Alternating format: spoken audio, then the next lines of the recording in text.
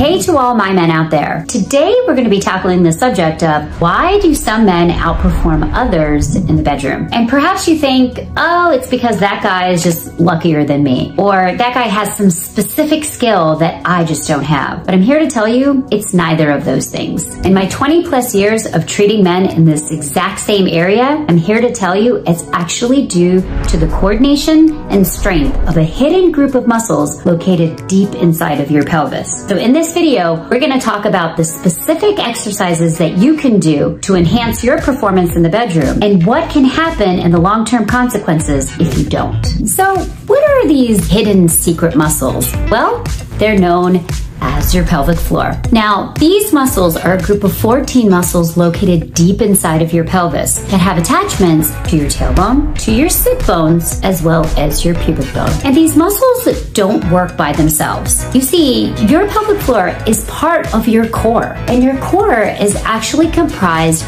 of 3 other muscle groups: your abdominal muscles, your low back muscles, as well as your diaphragm. And these muscles, including your pelvic floor, really work as a team to really get the job done in terms of your sexual function. So we're going to go through 4 exercises that are really going to target specifically all of these muscles so that you can hit a home run in the bedroom. Number 1, the Kegel exercise. Now this exercise is really the foundation of locating your pelvic floor and really working those muscles that are super important for your sexual performance. I know what you guys might be thinking. I've heard of these exercises before. I think it's what women do after they've had a baby and they're trying to get back their bladder control. And yeah, you're right. But what people don't realize is that men have pelvic floors too. And if those pelvic floor muscles are not coordinated and strong, then you're going to have issues with erections, possible premature ejaculation, and also just pure power for having an orgasm. And I also know what you might be thinking. Hey, I know how to do those exercises. But guess what? Research shows that 30 to 40% of people do not do these exercises correctly. So let's go ahead and start by lying on the ground on your back with your knees bent. And what I want you to first do is I want you to initiate as if you're going to try and hold back your pee. Yes, hold back your pee. And what you should feel as you're trying to do this is that there is some sort of sensation, maybe like a pulling sensation that's happening in between your sit bones. And you also may notice that there's an elevation of your testicles as you start to do this. The key here is that you've located the pelvic floor muscles if you can feel this. But what people don't do correctly, and this is what the research shows, is they end up compensating with a lot of other muscles that they shouldn't be, such as their inner thighs, their abdominal muscles, as well as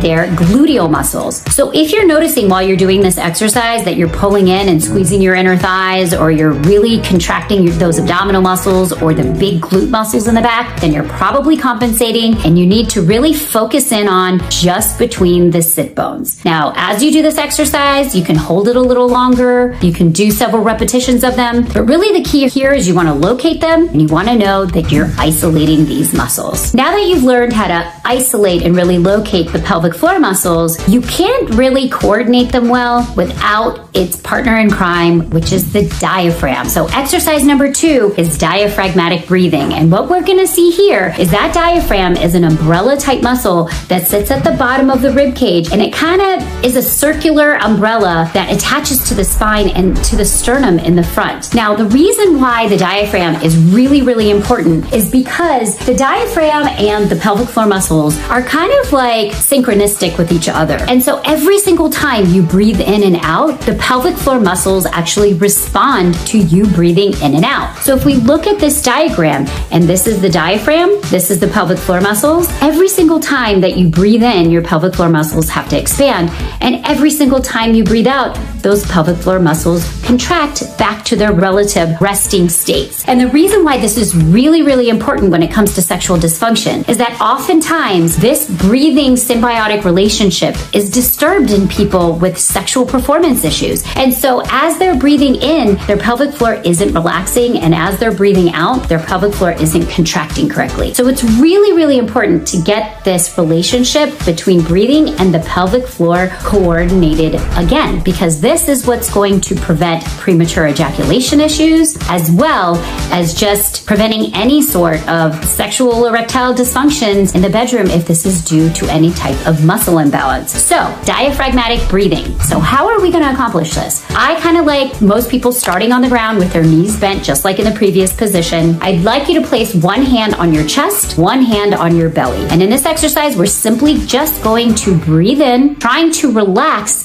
the hand that is on your chest, and you're really just trying to elevate your hand with the breath that you are taking in. So what you should feel is that as you breathe in, your hand actually elevates up towards the ceiling. As you breathe out, your hand kind of flattens down towards the ground, all the while keeping your chest quiet. Now, as you breathe in, I also want you to think relaxing the pelvic floor as if you're just going to initiate peeing. And then as you breathe out and that stomach flattens, you should notice that your pelvic floor goes back to a resting state. So this way, as you breathe in, your pelvic floor is expanding, and as you breathe out, the pelvic floor is going back to its resting state. I want you to try maybe 10 of these and go ahead and get that coordination happening again. Now in the next exercise, we're going to talk about the third really important player to really get that powerful erection and strength for performance in the bedroom. So the third muscle that is super important is the transverse abdominal muscles. Now, you have 4 muscle layers in your abdomen. You've got your rectus, your obliques, and the deepest layer, which is the next exercise we're going to work on, which is called your transverse abdominis. Now, the reason why this is really, really important is because a lot of us know that the core is really the heart of where a lot of stability comes in. Not only for like your back and your hips, but also for your sexual performance. The reason why is because the pelvic floor muscles that we talked about in the first exercise with the Kegel are actually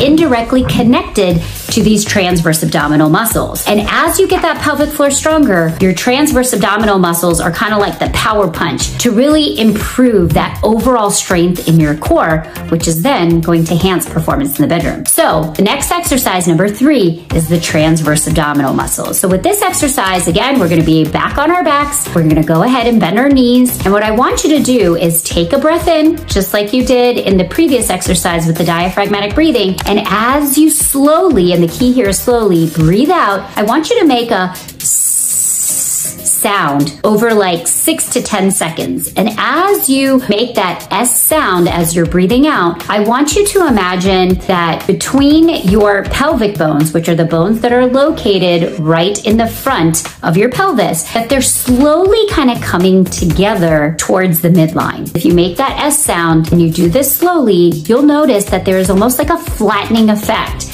deep down in your abdomen. And as you are doing this S sound towards the end of your exhalation, you should also notice that there's a pull on your pelvic floor. So this is where you're going to notice that connection between the pelvic floor and the transverse abdominis. And the great thing about this is when you start to do these exercises together along with the breathing exercise that I taught you previously, then you're going to start noticing this connection between those deep pelvic floor muscles, the abdominal muscles, and your breathing, which is just going to make that contraction and erection even more powerful and strong. And as you work on these muscles, you're going to start building up some endurance. But now we're going to go to the next 4th muscle, which is the low back muscles, which are called your multifidi muscles. These are super, super important because this is going to be the 4th muscle that is just going to complete the picture and create a nice, kind of like a girdle from the front of the abdomen and all the way to the back. And the reason why that's important, because it's kind of like the tire of the corset, where it ties everything together in the back. It pulls on your pelvic floor, creating a better, stronger core, as well as, again, you got it, better performance in the bedroom and better endurance. So this exercise, the 4th exercise, is going to be the bird dog. In my experience of 20 years working as a pelvic floor physical therapist, most people do this exercise incorrectly. So let's get doing this correct. We're going to be in a tabletop position. Go ahead and place your hands underneath your shoulders, shoulder width apart. Your knees are underneath your hips, hip width apart. And we're going to find your spinal neutral. With this exercise, you're going to go ahead and arch your back, and then you're going to flatten into a reverse arch back. And then you're going to find the middle of those two. We want to keep your spine very, very neutral when you do this exercise. Now, as you breathe in and you breathe out, we're going to want to connect to those transverse abdominal muscles. You'll probably feel your pelvic floor muscles kicking in as well. Once you have maybe a 30% connection, I want you to go ahead and lift your right arm up and forward in front of you, maintaining that spinal neutral and not losing it. And then once you have that balance, go ahead and lift the opposite leg behind you, keeping a nice straight line between your arm, your back, and your leg. Hold that for a couple of seconds. Go ahead and bring it slowly back down into its resting position, and then go ahead and alternate and do the opposite side in the same way. Again, you can go back and forth, nice and slow, really maintaining that spinal neutral over about 10 repetitions or so. Once you have these muscles stronger, now you should start to see that, hey, I'm starting to feel the low back, the abdominals, the pelvic floor, and I understand how it's connected with my breathing. So now that you have these 4 exercises tied in together, you should really start noticing that your pelvic floor muscles actually start to get stronger over time. Some men might be having additional problems that requires further attention. So check out our playlist for other common dysfunctions that can lead to sexual performance issues. And if you're needing more individualized attention, then we have our link below for 60-minute consultations or any of our online programs that can help fix common pelvic floor issues.